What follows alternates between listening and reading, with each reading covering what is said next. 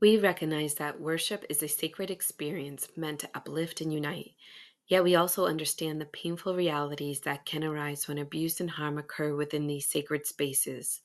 Alarmingly, rates of child sexual abuse and intimate partner violence within our faith communities exceed national averages, highlighting the urgent need for awareness, prevention, and protective measures to safeguard those most vulnerable. Driven by our vision of building faith communities where love leads, healing happens, and every voice is honored, we serve as a collaborative team across our ministry, supported by 165 local coordinators serving in 138 congregations. This year, our ministry concentrated its efforts on three key areas: abuse prevention, abuse response, and education. Our ministry advanced its commitment to abuse prevention through 30 training events for coordinators, leaders, church ministries, and employees.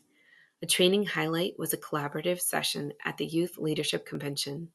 Amanda Rodriguez, attorney and CEO of Turnaround, led youth leaders in understanding the threat of human trafficking in the church, with particular emphasis on online exploitation through social media and gaming platforms. A key element of abuse prevention was the ongoing use of child protection training paired with background screening through Adventist Screening Verification. In 2025, the Southern New England Conference maintained its strong commitment to safety, ranking among the top 10 conferences using the program and leading within the Atlantic Union Conference. To ensure accountability, we compare volunteers listed in eAdventist with those completed in Adventist Screening Verification. While 2,280 volunteers were listed, 3,933 had completed training and screening with Adventist Screening Verification, showing strong conference-wide participation. Our ministry supported 15 abuse cases involving both adults and minors as the offenders, as well as instances of adult sexual harassment in worship spaces. To address minor-on-minor misconduct, a church participation for minors was developed with our local legal team and is currently under review by the Child Protection Committee.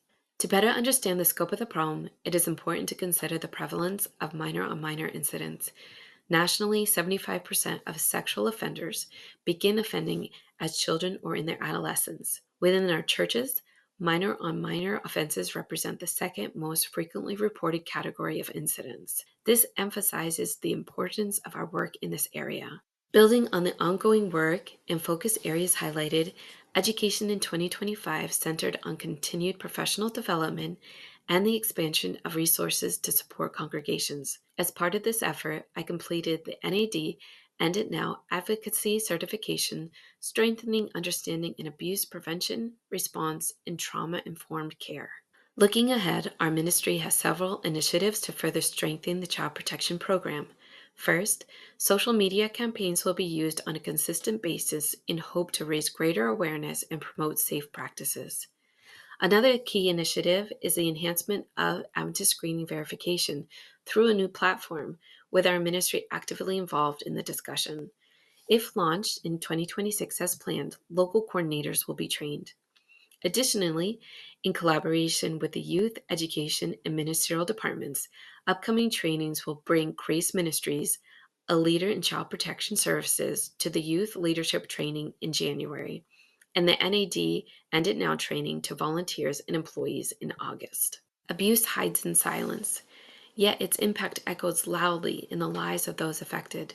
While we have made meaningful progress this year, the work before us is far from complete. As a church, we cannot turn away or remain silent. Every child, every vulnerable person deserves to be seen, heard, and protected. Together, we can turn awareness into action, silence into voices of advocacy, and vulnerability into strength, creating a place where hope is restored and made whole.